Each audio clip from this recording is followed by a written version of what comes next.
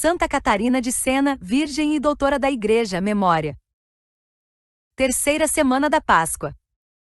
Sábado, 29 de abril de 2023.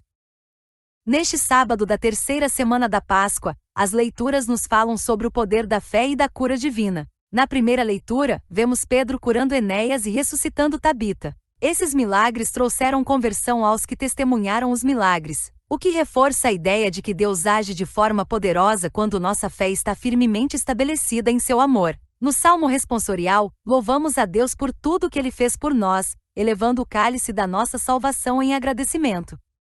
No Evangelho, vemos como a palavra de Jesus pode ser difícil de ser compreendida e aceita, levando muitos a se afastarem dele. Mas Pedro, que representa a comunidade dos discípulos, afirma sua crença em Jesus como Santo de Deus, mesmo diante das dificuldades. Esta passagem nos lembra que, apesar de nem sempre compreendermos a profundidade da mensagem de Jesus, podemos confiar na sua palavra e no seu amor incondicional por nós. Que a leitura de hoje nos ajude a fortalecer nossa fé e confiança no poder de Deus em nossas vidas.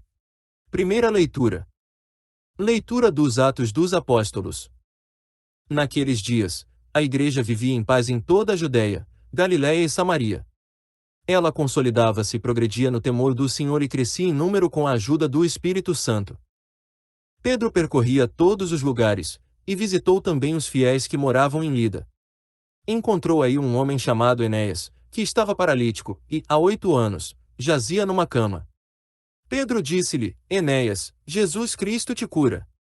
Levanta-te e arruma a tua cama. Imediatamente Enéas se levantou. Todos os habitantes de Lida e da região do Saron viram isso e se converteram ao Senhor. Em Jope, havia uma discípula chamada Tabita, nome que quer dizer gazela. Eram muitas as obras boas que fazia e as esmolas que dava.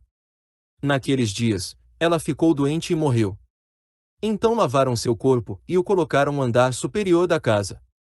Como Lida ficava perto de Jope, e ouvindo dizer que Pedro estava lá, os discípulos mandaram 2 homens com um recado: vem depressa até nós. Pedro partiu imediatamente com eles.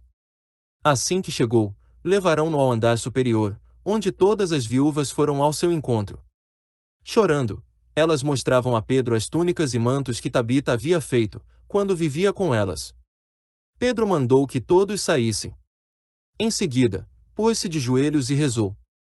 Depois, voltou-se para o corpo e disse: Tabita, levanta-te. Ela então abriu os olhos, viu Pedro e sentou-se. Pedro deu-lhe a mão e ajudou-a a levantar-se. Depois chamou os fiéis e as viúvas e apresentou-lhes Tabita viva. O fato ficou conhecido em toda a cidade de Jope e muitos acreditaram no Senhor. Palavra do Senhor. Graças a Deus. A primeira leitura dos Atos dos Apóstolos apresenta 2 relatos de cura realizados por Pedro, que demonstram a presença do poder divino na vida dos cristãos e a capacidade de realizar milagres em nome de Jesus Cristo.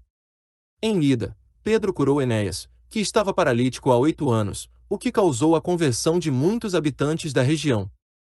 Em Jope, Pedro ressuscitou Tabita, uma discípula que havia falecido. Esses milagres comprovam que a fé em Jesus e a presença do Espírito Santo são capazes de transformar a vida das pessoas e trazer a cura e a vida eterna.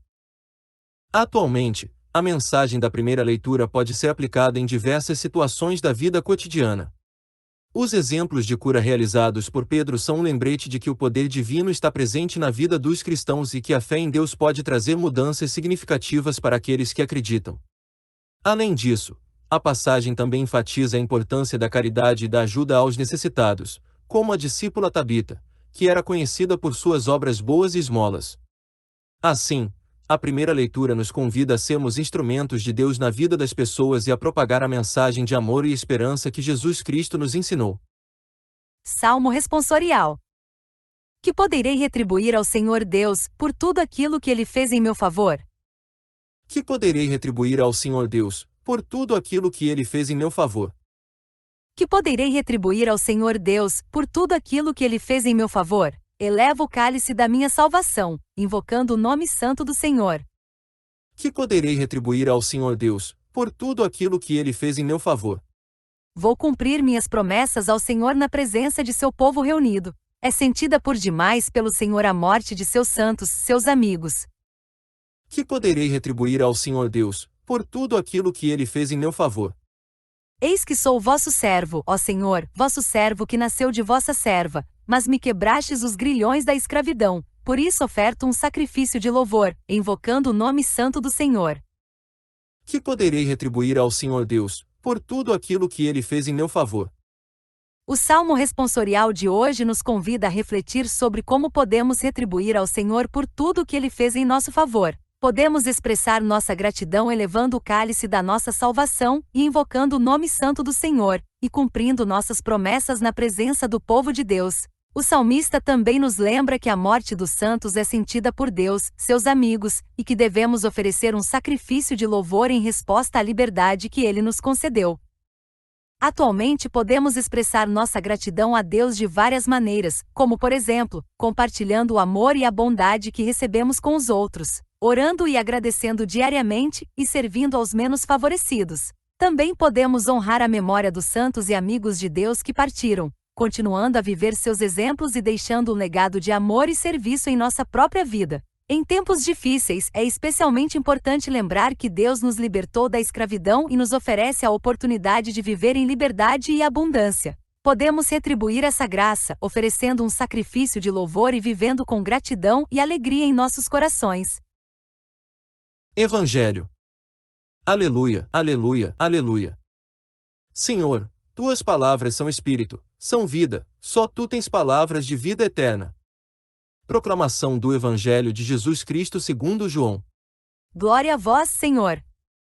Naquele tempo, muitos dos discípulos de Jesus, que o escutaram, disseram: esta palavra é dura. Quem consegue escutá-la? Sabendo que seus discípulos estavam murmurando por causa disso mesmo, Jesus perguntou: isto vos escandaliza? E quando virdes o Filho do Homem subindo para onde estava antes? O Espírito é que dá vida, a carne não adianta nada. As palavras que vos falei são espírito e vida. Mas entre vós há alguns que não creem. Jesus sabia, desde o início, quem eram os que não tinham fé e quem havia de entregá-lo. E acrescentou: é por isso que vos disse, ninguém pode vir a mim a não ser que lhe seja concedido pelo Pai. A partir daquele momento, muitos discípulos voltaram atrás e não andavam mais com ele. Então, Jesus disse aos 12: vós também vos quereis ir embora? Simão Pedro respondeu: a quem iremos, Senhor? Tu tens palavras de vida eterna. Nós cremos firmemente e reconhecemos que tu és o Santo de Deus. Palavra da salvação. Glória a vós, Senhor. Este Evangelho nos fala sobre a importância da fé em Jesus Cristo e da aceitação de suas palavras como verdadeiras e vivificantes. Jesus enfatiza que as palavras que ele fala são espírito e vida, e que aqueles que creem nelas têm a vida eterna. No entanto, muitos dos discípulos que o escutaram naquele momento ficaram escandalizados e voltaram atrás, deixando de segui-lo. Hoje em dia, também podemos ver essa divisão entre aqueles que acreditam em Jesus e aqueles que não acreditam, especialmente em uma sociedade cada vez mais secularizada e cética. No entanto, assim como Pedro afirmou sua fé em Jesus, nós também podemos afirmar nossa fé e permanecer firmes mesmo quando outros nos abandonam ou nos questionam. Podemos fazer isso ao compartilhar o amor e as palavras de Jesus com aqueles que estão ao nosso redor, vivendo uma vida que reflita seus ensinamentos e nos aproximando dele por meio da oração e dos sacramentos. Mensagem final.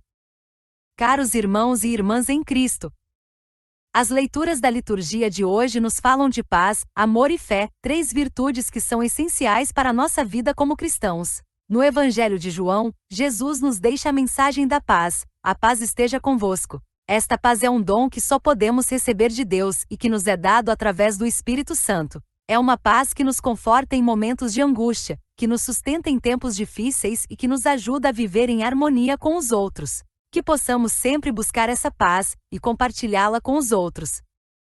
Além da paz, as leituras de hoje nos convidam a amar uns aos outros. O apóstolo João nos diz: amemo-nos uns aos outros porque o amor vem de Deus. É através do amor que podemos alcançar a paz e a união entre as pessoas. Que possamos nos esforçar diariamente para amar a todos, especialmente aqueles que são mais difíceis de amar. Como cristãos, somos chamados a imitar o amor de Deus, que nos amou primeiro e nos deu o exemplo através de seu Filho Jesus Cristo.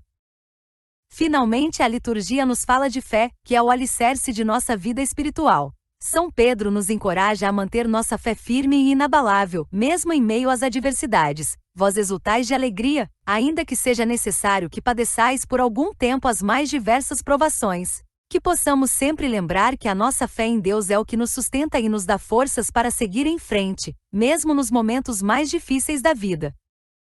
Que a paz de Cristo, o amor de Deus e a força da fé estejam sempre conosco. Amém.